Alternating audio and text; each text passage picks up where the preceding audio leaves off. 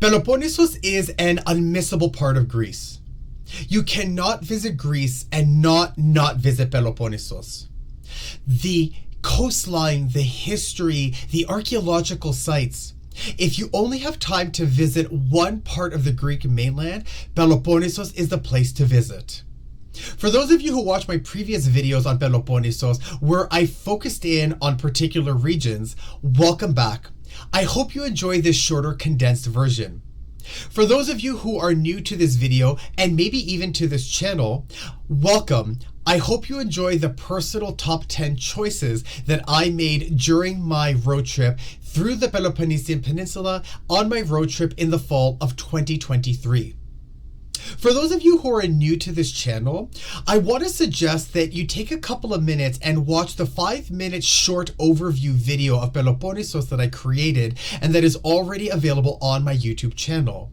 It'll give you a bit of an overview of the peninsula, as well as some context about my road trip and the destination choices that I made. With that said, let's dive right on in. Less than a 2-hour drive from Athens and about an hour from Corinthos is the absolutely stunning and cannot be missed Nafplio. It is strikingly beautiful and so unique in its geography. The city itself, in particular the old city, is wedged in between a set of two mountains that themselves are actually separated by a really lovely stone beach, and a marina that feeds into a much larger cove or bay that is also home to a cute little island that is less than a few minutes away by boat. Perched on top of one of the mountains is a fortress that offers a series of vast, breathtaking panoramas of the city and the surrounding mountain range. And on top of the other shorter mountain, there's a lovely little castle that also offers lovely views, especially of the city. You have to go to Nafplio, even if it's only as a day trip, let's say from Athens. It is a destination that absolutely, positively cannot be missed. Another can't-miss destination in Peloponnesos is Monemvasia. It's a tiny little mountain peninsula located on the eastern part of the most eastern peninsula of a larger peninsula. There's a little bit of a Russian doll situation going on here, I'll admit. Monemvasia is one of the most unique places I have ever been to in my life. It is unlike anything I have ever seen with my own eyes, and for good reason. It is Europe's oldest continuously inhabited castle town. A more famous and well photographed example that I can think of for you is Mont Saint-Michel in France. You absolutely must visit Monemvasia.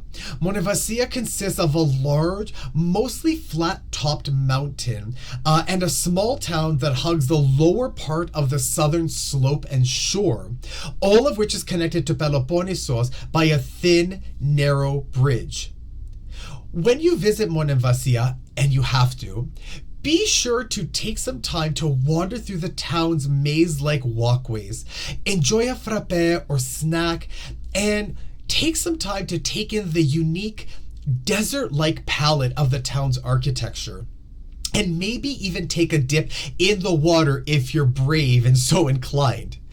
But no matter what, be sure you walk up the stairs to explore the top of the mountain, especially the western tip, where you will be treated to beautiful panoramas of the adjoining town named Gytheio, or in English, Bridge, and the surrounding coastline. Granted, Monemvasia is a bit out of the way. It honestly is not as accessible as other places in Peloponnesos, but I promise you it is well worth the drive. You will regret not visiting Monemvasia. The theater in ancient Epidavros is the pièce de résistance and a truly awe-inspiring sight to see and experience in person. There are a number of other ruins to see in the Epidavros archaeological site, but the theater is really the main draw. It's about 30 minutes from Nafplio and about 2 hours away by car from Athens. So you can do it as a day trip, and you can also do it as a stopover on your way to or from Nafplio like I did. One thing I want to clarify for you, though, is that you make sure that you visit the theater in the Epidavros archaeological site and not the one in Archaea or ancient Epidavros, the city, which is actually a smaller version of the theater that was used by royalty for private theatrical shows. And please also make sure that you don't make the mistake of going to Nea or New Epidavros or Epano or Upper Epidavros either, unless of course you want to visit either or both of these cities. I could say a lot more about the theater, but I think a short video that I took from the top of the theater itself says everything that needs to be said. So the view from the top of the large theater in Epidavros is otherworldly. And this theater is also gigantic. I think it can fit 5,000 people, the sign said. While I only traversed a small portion of the outer Manny's coast, the drive from Gytheio to Kalamata is in and of itself a must-do. It is a driving experience that might even rival another famous coastal drive, the California coast. The pictures I took along the coastal drive do not do this place justice, honestly. From up above or down below, I was endlessly treated to a sumptuous visual feast as I drove along this winding coastline, stopping so often to snap pics that I pretty much tripled my driving time. One place that you absolutely must stop at to visit is Gytheio. And it's a place that you're going to drive through anyways, and so I really do recommend that you take some time to stop, park, and get out and experience both the new city that is down by the water as well as the old city that is up in the mountains. Trust me, you will not be disappointed seeing the outer Manny coast. Rounding out the top 5 of my top 10 is ancient Olympia. Now, I will fully admit, ancient Olympia made my list more out of guilt and for its modern day cultural relevance than it did for the experience itself. However, to visit Peloponnesos and not see ancient Olympia would be a crime. If you decide to visit ancient Olympia, be sure to check out the Temple of Hera where the Olympic flame ceremony is held, as well as the ancient stadium where the first games were played. And do be sure to spend some time in the adjoining quaint town. It's well worth a leisurely stroll. The next 3 spots in my top 10 all belong to destinations that are located in the entry and exit points of the peninsula, depending of course on where you start and end your journey. The first spot belongs to the Corinth Canal, and honestly, it's pretty impressive.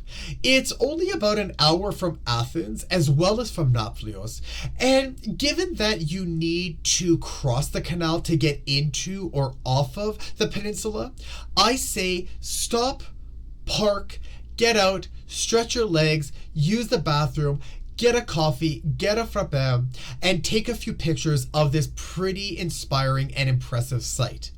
And if you wait around, you, like I did, might actually get the opportunity to see a boat make its way through the canal. It's pretty impressive. Spots 7 and 8 are really 2 separate places, but I'm combining them into a single entry, even though one of them technically isn't in Peloponnesos, because of their proximity and because of the way that I visited them when I did my road trip. I'm talking, of course, about Patras and Nafpaktos. Patras is located right at the entry and or exit point of Peloponnesos, so you may as well stop and see it. With that said, Patras is a city of about 200,000 people. It's the 3rd largest city in Greece, and it runs along the coast, so there's beach and there's waterfront.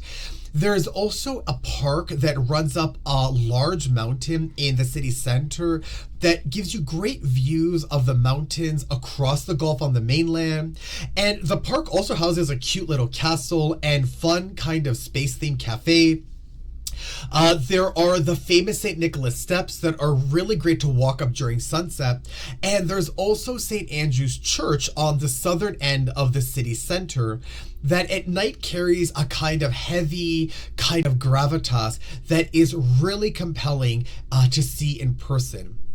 Patras is definitely worth spending a day or even a night.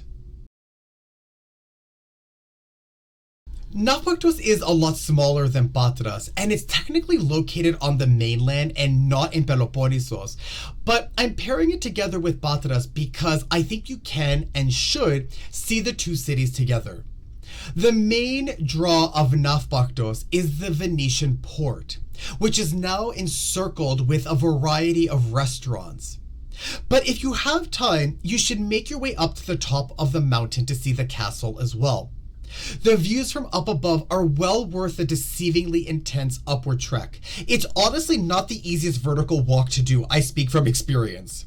From there, you'll be able to see the Rio Interior Bridge, which connects the peninsula to the mainland, and which also costs like 15 euros one way, by the way, so just be aware of that.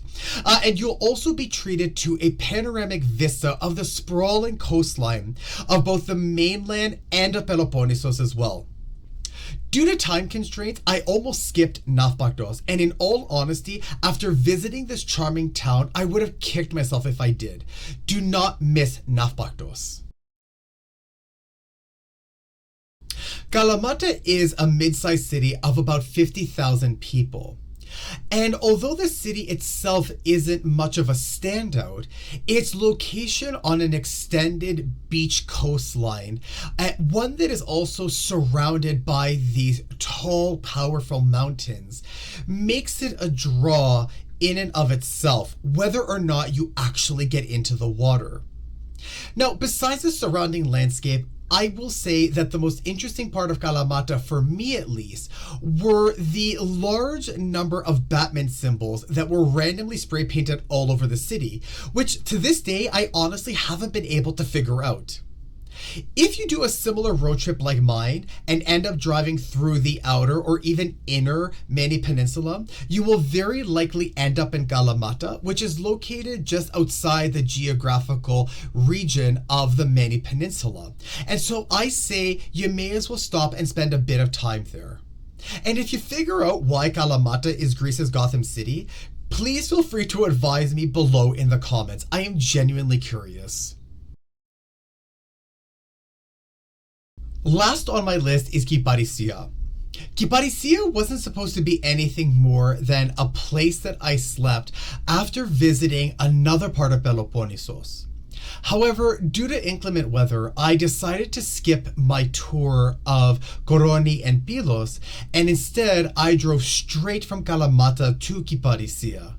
But in all honesty, I was actually really impressed with the time that I spent there. The city itself runs along a coast and up a really large central mountain, and it's a lot larger than its actual size. It feels a lot larger than its actual size. During the summer months, I have no doubt that the beaches are packed with people, but because I visited the city in the fall, I spent most of my time up the mountain, enjoying the views from the castle and from the upper part of the city. And honestly, given what I saw, I recommend that you do the same. And if you find yourself in Kyparissia, be sure to take 30 minutes out of your day and drive a bit south to Filiatra and check out their random miniature recreation of the Eiffel Tower. It's a fun, kitschy thing to see in person.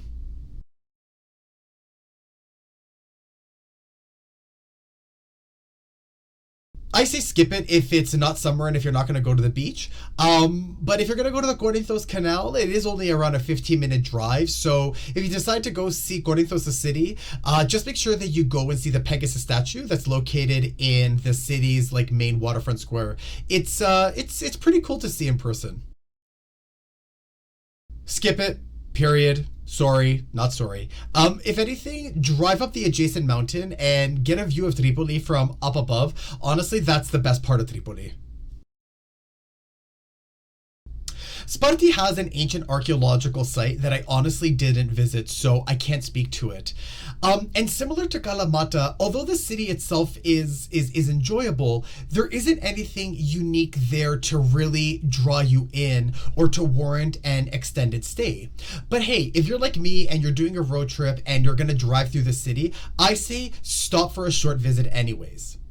Alternatively, because of the city's centralized location, it does make for a pretty strategic place to make a base if you're not looking to hotel hop. For instance, I almost made it my base when I wanted to do my day trip out to Monemvasia because it's only an hour and a half drive from the city. So if you're looking to do day trips and if you're looking for a place to stop and a place that can give you pretty easy access to the Mainland Peninsula as well, Sparti might be a good place in order for you to set up that base.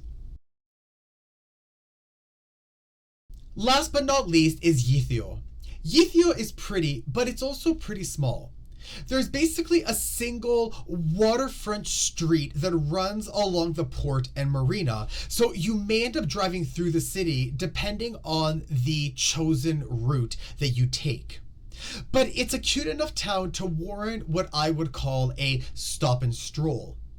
Alternatively, similar to Sparti, because of the city's location, it also makes a pretty good base for doing day trips. It's about an hour and 15 minutes or so to Monemvasia, and it also grants you pretty quick access to the Mainland Peninsula as well. Unless, of course, you're as unlucky as I was when I stayed there, and you just happen to be visiting at a time when the only road through the city is shut down for construction, and also happen to book a hotel that faces the main boulevard too. Womp womp. Well, that's it from me. I hope you liked my top 10, and I hope you found it both helpful and informative. And hey, if you like what you heard, please also feel free to like and subscribe. Up next, Lefkada and Epidavros.